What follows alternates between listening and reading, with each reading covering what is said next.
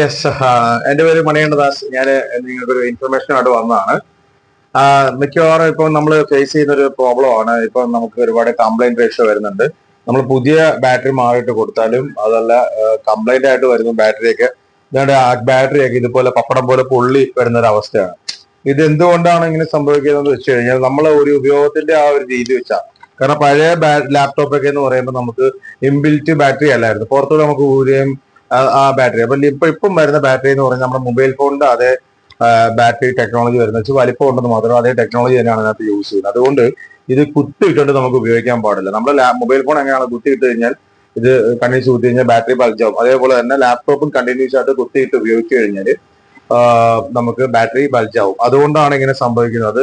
എല്ലാവരും ഒന്ന് ശ്രദ്ധിക്കുക. അതായത് ഒരു ബാറ്ററി ഒരു 100% ആയിക്കഴിഞ്ഞാൽ ഡിസ്കണക്ട് ചെയ്യുക, അഡാപ്റ്റർ ഡിസ്കണക്ട് ചെയ്യുക. അഡാപ്റ്റർ നമുക്ക് നമ്മുടെ സൈഡിൽ നിന്ന് ഡിസ്കണക്ട് ചെയ്ത് തന്നെ ഉപയോഗിക്കുക. എന്നിട്ട് അത് വീണ്ടും ചാർജ് കുറയുമ്പോൾ, അതായത് 15 അല്ലെങ്കിൽ 25% ഒക്കെ ആകുമ്പോൾ അത് കുറയുമ്പോൾ വീണ്ടും കണക്ട് ചെയ്യുക.